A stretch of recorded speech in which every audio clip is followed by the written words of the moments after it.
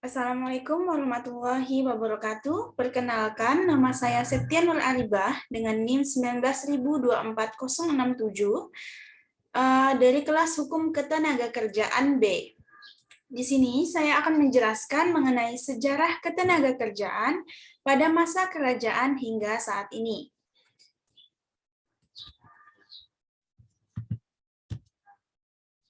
Yang pertama ialah sejarah ketenagakerjaan pada masa kerajaan.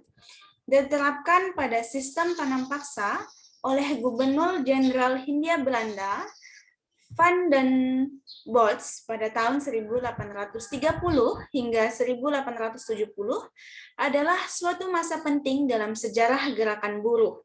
Pada masa inilah, para petani Nusantara, utamanya di Jawa, sebagai pusat kekuasaan, Hindia Belanda mulai dihancurkan pri kehidupannya sebagai petani dan diubah paksa menjadi buruh tani. Tentu saja di bawah akumulasi primitif yang diterapkan dalam sistem tanam paksa. Para buruh tani tidak memperoleh upah. Kondisi kerjanya lebih mirip pekerja paksa. Para petani Jawa diperkenankan memiliki tanah, namun harus membayar pajak natura berupa keharusan untuk menyerahkan sebidang tanahnya untuk tanaman komersial yang laku di Eropa. Selanjutnya adalah salah satu permogokan pertama dalam sejarah Indonesia tercatat di tahun 1882 di Yogyakarta, di mana pada puncak gelombang permogokan ini 21 pabrik gula terpaksa menghentikan produksinya karena permogokan. Lalu, tiadanya perorganisasian modern untuk mendukung permogokan-permogokan ini menyebabkan terjadinya kekalahan demi kekalahan di pihak kaum buruh. Para sejarawan juga enggan melakukan pencatatan terhadap pergerakan ini, terutama karena tiadanya keteraturan dalam permogokan-permogokan tersebut. Di awal abad 19, konsep negara kolonial Hindia Belanda disiapkan oleh Herman William Daendels pada tahun 1808 hingga 1811 untuk mempertegas pengelolaan wilayah koloni yang sebelumnya hanya merupakan mitra perdagangan Verenigd Oost-Indisch Company yang biasa kita kenal dengan VOC. Pada abad 19 pula struktur masyarakat kapitalis terbentuk. Lembaga keuangan NHM dan Javanese Bank didirikan. Tampil pengusaha-pengusaha pengelola industri, perkebunan, dan pabrik-pabrik, sementara kaum bumiputra dipaksa sebagai buruh. Lalu pada Mei 1842, saat terjadi rotasi penanaman lahan tebu di Kabupaten Batang, Kresteni Pekalongan di desa-desa Kali Puncak Kulon, Karanganyar, dan Wates, agen akan diadakan perluasan penanaman tebu tersebut. Lalu di Yogyakarta pada tahun 1882 terjadi pemukukan berturut-turut dalam 3 gelombang massa. Lokasi pemukukan adalah Kabupaten Kalasan dan Sleman. Thomas Stanford Raffles dalam kurun pemerintahan 1811 hingga 1816 telah meletakkan dasar-dasar penting bagi perburuan mendasar di Jawa. Dia menerapkan pengambil alihan seluruh tanah di Jawa menjadi milik negara. Raffles menginterpretasikan gejala penyerahan upeti pada para penguasa bumi putra sebagai bukti dari pemilikan tanah negara. Kebijakan ini dipengaruhi oleh sistem sosial zamindar atau tuan tanah yang ada di India, jajahan Inggris. Oleh Van den Bosch, konsep Raffles tentang pemilikan tanah diadaptasi dan digunakan untuk berlangsungnya kultur sel dengan melakukan modifikasi. Setelah tahun 1870, perkembangan industri menjadi demikian pesat. Zaman ini dikenal dengan zaman liberal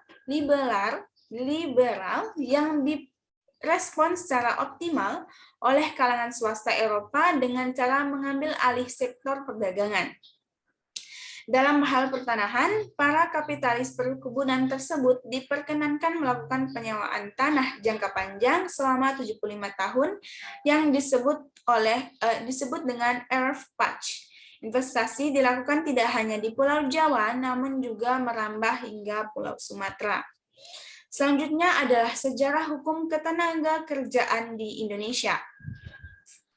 Dibagi menjadi 3, yaitu masa sebelum proklamasi 17 Agustus 1945, meliputi masa perbudakan, masa penjajahan Hindia Belanda, dan masa pendudukan Jepang. Yang kedua, masa pasca reformasi 17 Agustus 1945, meliputi masa pemerintahan Soekarno dan masa pemerintahan Soeharto. Yang ketiga, yaitu pasca reformasi, meliputi masa pemerintahan B.J. Habibie, Abdurrahman Wahid, Megawati, Susilo Bambang Yudhoyono, dan yang terakhir adalah Joko Widodo. Masa sebelum proklamasi 17 Agustus 1945 dibagi menjadi 3 periode, yaitu masa perbudakan, masa penjajahan Hindia Belanda, dan masa penjajahan Jepang. Yang pertama adalah masa perbudakan, di mana pada masa perbudakan, keadaan Indonesia dapat dikatakan lebih baik daripada di negara lain, karena telah hidup hukum adat di dalamnya. Pada masa ini, budak adalah milik majikan. Pengertian milik berarti menyangkut perekonomiannya, serta hidup matinya seseorang. Politik hukum yang berlaku pada masa ini tergantung pada tingkat kewibawaan penguasa atau raja di masa tersebut. Yang kedua, masa penjajahan Hindia Belanda. Pada masa ini meliputi masa pendudukan Inggris, masa kerja rodi, dan masa Poanale Sanche pada tahun 1811 hingga tahun 1816. Masa pendudukan Inggris di bawah Thomas Stamford Raffles, ia mendirikan The Java Benevolent Institution yang bertujuan menghapus perbudakan. Cita-cita itu belum sampai terlaksanakan karena kemudian Inggris ditarik mundur. Pekerjaan rodi atau pekerja paksa dilakukan oleh Hindia Belanda mengingat untuk melancarkan usahanya dalam menggeruk keuangan dari rempah-rempah dan perkebunan untuk kepentingan politik imperialismenya. Pembangunan sarana prasarana dilakukan dengan rodi. Selanjutnya, yang ketiga, yaitu masa pendudukan Jepang. Pada masa pendudukan Jepang, mulai tanggal 12 Maret 1942, pemerintahan militer Jepang membagi menjadi 3 daerah pendudukan, yaitu Jawa, Madura, dan Sumatera, yang dikontrol dari Singapura dan Indonesia Timur. Politik hukum masa penjajahan Jepang diterapkan untuk memusatkan diri bagaimana dapat mempertahankan diri dari serangan sekutu, serta menguras habis kekayaan Indonesia untuk memperluar Perang Asia Timur Raya. Pada masa ini diterapkannya Romusha dan Kinrohoshi. Lalu pada masa pasca reformasi 17 Agustus 1945, pada prinsipnya dapat dibagi menjadi 2 periode, yaitu pada masa pemerintahan Soeharto dan masa pemerintahan Soekarno. Pada masa pemerintahan Soekarno ini tidak banyak terdapat kebijakan tentang ketenagakerjaan, mengingat masa itu adalah masa mempertahankan wilayah. Hukum ketenagakerjaan pasca reformasi, di bidang hukum ketenagakerjaan, pemerintah membuat produk hukum sebagian besar dengan cara menerjemahkan peraturan Hindia Belanda yang dianggap sesuai dengan alam kemerdekaan atau dengan mengadakan perbaikan dan penyesuaian. Meskipun demikian, produk hukum di masa pemerintahan Soekarno justru lebih menunjukkan adanya penerapan teori hukum perundang-undangan yang baik, yaitu hukum yang baik apabila berlaku sampai 40 atau 50 tahun yang akan datang, daripada produk hukum yang sekarang ini atau yang berlaku pada saat ini. Lalu masa pemerintahan Soeharto, politik hukum ditekankan pada pembangunan ekonomi. Kesejahteraan nasional akan cepat terwujud apabila pembangunan ekonomi berjalan dengan baik. Untuk mewujudkan suksesnya pembangunan ekonomi, maka ditetapkanlah Repelita. Sayangnya, sejalan dengan perkembangan waktu, dalih pembangunan ekonomi akhirnya menjurus pada tindakan penguasa yang sewenang-wenangnya. Selanjutnya yaitu pada masa pasca reformasi, masa pemerintahan Baharudin Yusuf Habibie, masa pemerintahan Abdurrahman Wahid atau Gus Dur, masa pemerintahan Megawati, masa pemerintahan Susilo Bambang Yudhoyono, dan masa pemerintahan Joko Widodo. Pada masa pemerintahan Baharudin Yusuf Habibie, di masa pemerintahan Habibie tersebut, sebagai reaksi adanya reformasi dengan mundurnya Soeharto, politik hukum di bidang ketenagakerjaan ditekankan pada peningkatan kepercayaan luar negeri pada Indonesia bahwa Indonesia dapat mengatasi problema negaranya sendiri tanpa menindas hak asasi manusia, serta memperoleh andil besar dalam melaksanakan demokrasi Indonesia. Karena tekanan dari luar negeri, maka Indonesia dengan terpaksa meratifikasi Convention nomor 182 concerning the immediate action to abolish and to eliminate the work from the child labor. Selanjutnya, yang kedua, pada masa pemerintahan Abdurrahman Wahid atau yang biasa kita kenal dengan Gus Dur. Politik hukum ketenagakerjaan tampaknya meneruskan B.J. Habibie dengan menerapkan demokrasi dengan adanya Undang-Undang Nomor 21 Tahun 2000 tentang Serikat Pekerja atau Serikat Buruh.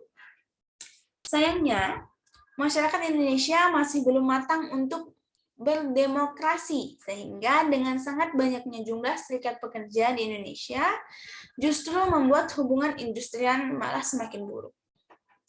Selanjutnya yang ketiga, masa pemerintahan Megawati Soekarno Putri.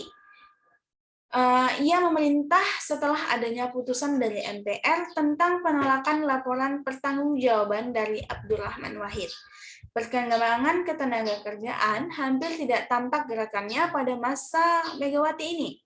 Justru yang terlihat adanya banyak kasus ketenagakerjaan yang mengembang dan kurang mendapat perhatian. Selanjutnya, yaitu pada masa pemerintahan Susilo Bambang Yudhoyono. Tampak ada sedikit perubahan di bidang ketenagakerjaannya. Ada pemangkasan dan berbagai upaya peningkatan pelayanan dan kinerja baik pekerja maupun pegawainya. Ada upaya pemberantasan korupsi, sayangnya tekad yang baik belum dapat diikuti oleh sebagian besar penduduk Indonesia yang sudah terlanjur korup dan tidak amanah di segala aspek kehidupan. Lalu yang terakhir yaitu pada masa pemerintahan Joko Widodo. Selama menjabat, Jokowi telah menerbitkan sejumlah aturan mengenai perburuan. Salah satunya yaitu jaminan ketenagakerjaan. Pemerintah Jokowi telah menekan peraturan Presiden Republik Indonesia nomor 82 tahun 2018 tentang jaminan kesehatan. Jaminan ini tergabung dalam program BPJS Ketenagakerjaan yang meliputi jaminan kecelakaan kerja, jaminan kematian, jaminan hari tua, dan jaminan pemeliharaan kesehatan.